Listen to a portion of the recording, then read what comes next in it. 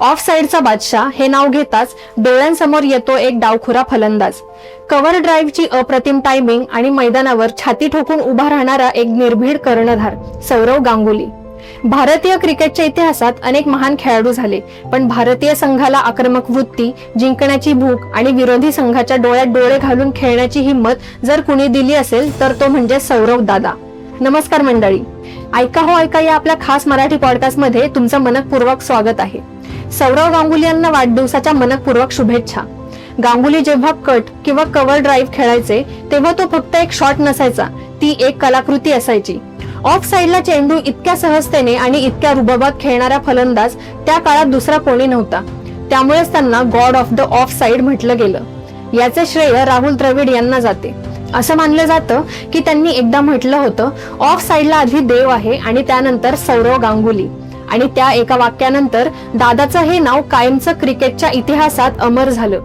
8 जुलै 1972 रोजी कोलकात्यात जन्मलेला सौरव गांगुली यांनी क्रिकेटमध्ये प्रवेश केला, पण त्यांचा प्रवास अजिबात सोपा नव्हता।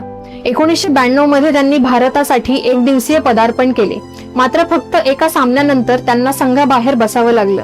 अनेक खेळाडू इथेच हार मानतात, पण दादा वेगळे होते। त्यांनी संयम, मेहनत आणि स्वतःवरील विश्वास कधीच कमी होऊ दिला नाही आणि त्याच जिद्दीने ते पुन्हा संघात परतले व भारतीय क्रिकेटमध्ये आपली वेगळी ओळख निर्माण केली। 1996 मध्ये इंग्लंड दौऱ्यावर त्यांना कसोटी संघात संधी मिळाली आणि लंडन मधील ऐतिहासिक लॉर्ड्स क्रिकेट ग्राउंड मैदानावर पदार्पणातच त्यांनी शानदार शतक झळकावलं। त्यानंतर ट्रेंट ब्रिज येथेही शतक करत त्यांनी जगाला स्पष्ट संदेश दिला, मी इथे टिकण्यासाठी आलोय। यानंतर सचिन तेंडुलकर आणि सौरव गांगुली यांची सलामीची जोडी क्रिकेट इतिहासातील सर्वात यशस्वी जोड्यांपैकी एक बनली। एकीकडे सचिन यांची अचूकता आणि दुसरीकडे गांगुलींचा एलिगन्स, या दोघांची जोडी मैदानावर आली की भारतीय क्रिकेट चाहत्यांसाठी ती एक खरी पर्वणी असायची। पण गांगुलींचा खरा प्रभाव दिसला तो कर्णधार म्हणून। 2000 साली भारतीय क्रिकेट मॅच फिक्सिंगच्या संकटातून जात होतं, संघाचा आत्मविश्वास हरवला होता। अशा वेळी गांगुलींनी नेतृत्व स्वीकारलं आणि भारतीय क्रिकेटचं रूपच बदलून टाकलं। त्यांनी फक्त सामने जिंकले नाहीत, तर खेळाडूंमध्ये लढण्याची वृत्ती निर्माण केली। हरभजन सिंग, युवराज सिंग, वीरेंद्र सहवाग, जहीर खान यांसारख्या खेळाडूंना त्यांनी संधी दिली आणि त्यांच्या पाठीशी खंबीरपणे उभे राहिले। पुढे हाच संघ भारताच्या सुवर्ण काळाचा पाया ठरला। गांगुली कठीण निर्णय घ्यायलाही घाबरत नव्हते।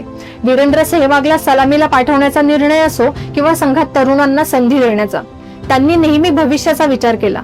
त्यामुळेच भारतीय संघ फक्त घरच्या मैदानावर नाही तर परदेशातही जिंकू लागला।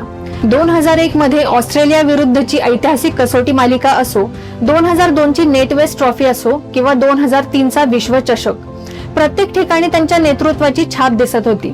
2003 च्या विश्वचषकात गांगुलींच्या नेतृत्वाखाली भारत तब्बल 20 वर्षांनंतर अंतिम फेरीत पोहोचला। ही फक्त एक कामगिरी नव्हती, तर भारतीय क्रिकेटच्या नव्या आत्मविश्वासाची घोषणा होती। सौरव गांगुली म्हणजे फक्त आकडे नाहीत, फक्त शतक नाहीत, तर ती एक मानसिक क्रांती आहे। त्यांनी भारतीय क्रिकेटला आत्मविश्वास दिला, तरुणांना स्वप्न दिलं आणि चाहत्यांना अभिमान दिला। आजही जेव्हा एखादा डावखोरा फलंदाज कव्हर मधून सुंदर ड्राईव्ह मारतो, तेव्हा क्रिकेट प्रेमींना आठवतो तो एकच चेहरा, ऑफ साइडचा बादशाह, प्रिन्स ऑफ कोलकाता आणि भारतीय क्रिकेटचा खरा दादा सौरव गांगुली। तर मंडळी, आजच्या पुरतं एवढंच।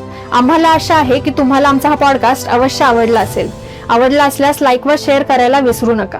क्रिकेटमध्ये तुमचा आवडता खेळाडू कोण आहे हे कॉमेंट बॉक्स मध्ये नक्की शेअर करा। ऐका हो ऐका मराठी पॉडकास्टच्या पुढील अपडेट्स जाणून घेण्यासाठी आमच्या चॅनलला सबस्क्राईब करा व बेल आयकॉन प्रेस करायला विसरू नका। धन्यवाद।